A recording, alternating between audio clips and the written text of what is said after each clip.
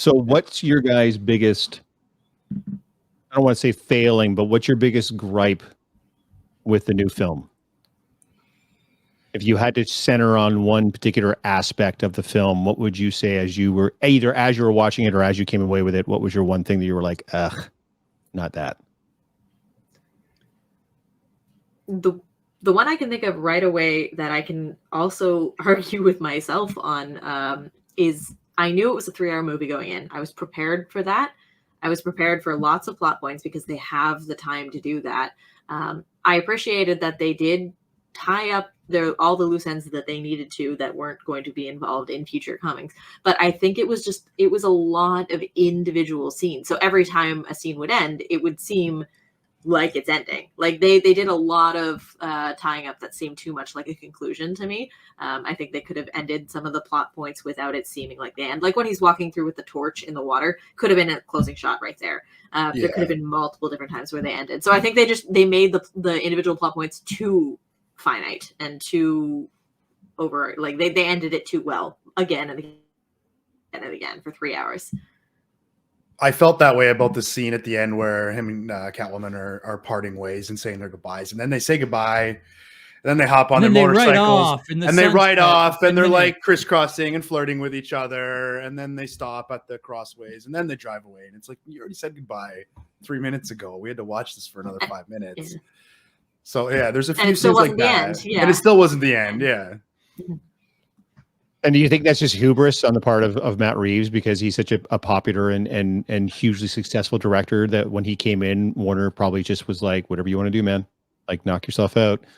I think for me that there's a lot of setup in those final scenes that we're not necessarily seeing just yet. I think a lot like that scene with the Joker at the end where the Riddler is sitting there and the Joker's in the cell next door, talking to him. I feel like that's a setup for what's to come as well. I feel like a lot of it wasn't about ending this movie, but about setting up the next one or two. I think that's what that ending was for, personally. Absolutely. So for that, I think they could have just left it a little less cinematic at the end of each setup because it felt like the conclusion every time. Yeah. When you guys saw Gotham, him riding his bike through Gotham, like, what did you think? It is nothing like any Gotham we've ever seen before.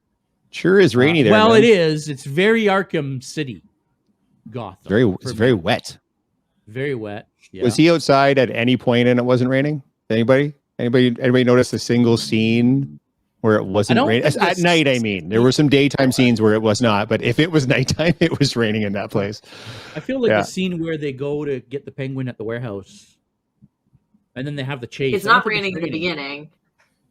It rains later. By the time it explodes and he comes out with the automobile, it's raining that point. It might be the wettest movie ever made after Waterworld. I can't imagine. Or Aquaman. It's right up there, man. I think they had to raise the stakes literally and figuratively for the flooding because if it hadn't been raining for like 8 days prior, maybe they wouldn't have flooded so fast. So that's part of one of my gripes. I guess that's also part of my thoughts on this view of Gotham was that like for a historically old city built on old money, it seemed like it was poorly laid out in that the two, what was it? A small series of vans. Like there were like 5 vans? How many vans? Seven, I think. 7. Yeah. So 7 vans with what seemed like not overly large because they couldn't be detectable bombs was enough to flood the whole second half of the city. Like that was just, it was a plot point. So they needed it. There needed to be a flood, but I don't think they did a good job of showing that being realistic.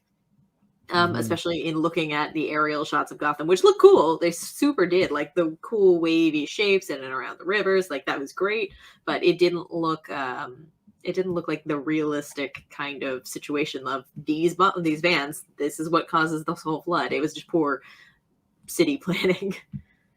Because I think it's supposed to be an allegory for Manhattan, right? If I'm not mistaken, that's what I know. They shoot it in Chicago a lot for that kind of Gothic feel, but I'm pretty sure, and Manhattan is an island, so I mean, I get it, but it's so far below sea level. It's like that was it's like Louisiana in there. It's not. Yeah, maybe that's why it had to rain. It had to rain in every single scene so that you could believe maybe there's enough water. But I think a lot of people in the chat are talking about the overall dark tone of the film. And I don't mean dark as in material. I mean dark as in literally I can't really see what's going on. So I feel like we haven't really seen a lot of this Gotham yet because so much of the movie takes place at night when it's raining. A lot of the how dark everything was is part of what Batman tries to be, right? He wants to be a symbol. And people are afraid that Batman might be there in the shadows. When that bat signal goes up, the bad guys are like, I'm getting out of here because he might be in those shadows over there. So there's a lot of time spent on just a random shot in a dark alleyway you couldn't see down because Batman might be there, right? So that was definitely... they explain that too, which is really good of them to explain that that's the whole mythos of why he does that. So and I think they played that really well. And for me, really did. Gotham, let's be honest, I mean, Batman roams at night. No, for sure. Gotham City, you really only get to see at night, right? So to me, Gotham City is a night city.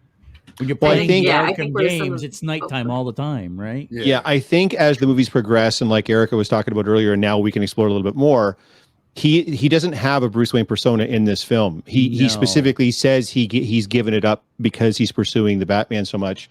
And I think now that we know the plot of the film and the reason why things went to shit is because he wasn't paying enough attention as Bruce Wayne, I think we're going to see, like Erica was mentioning, a reintroduction of the billionaire playboy philanthropist. And then I think we'll get to see a lot more of Gotham during the day and get a better sense and feel of what it actually looks like. But for this film, because he's never the public Bruce Wayne, that persona, we don't get to, you're right. We only get to see Gotham at night. There's a way to make it dark, way to keep the shadows, a way to keep the contrast and make Gotham dark. Because yes, we are only seeing it at night as he is young. He is not Bruce, etc. But you can also cinematically make it more dynamic. You can give more streetlights, more glare, more reflections, more contrast, so that maybe we could have actually just gotten some more cool dynamic detail and shots in it. So that was a mild complaint. I think as the movie went on, it got a little bit better. There were some scenes that were just done better that way, where it was still night and it was still shadows for him to lurk in, but there was some more dynamic. Like when they're in the stadium, there's the flare scene, obviously, is one of them. But when they are playing around with shooting out the stadium lights and stuff, that was really well done. So there's just, there are ways to have technically done it to make it still the dark, gritty Batman, but literally just give some extra light sources, some believable light sources to bounce it and make it a little bit easier on the eyes. Thanks for watching this Geek Boutique podcast snippet. If you'd like to listen to the full episode, head on over to either geekboutique.podbean.com or your favorite podcast platform of choice. Please make sure you click that like and subscribe button, and don't forget to also click the notification bell. That way you'll make sure you never miss an upload. But that'll be it for today. Stay geeky, everybody. I'll see you next time.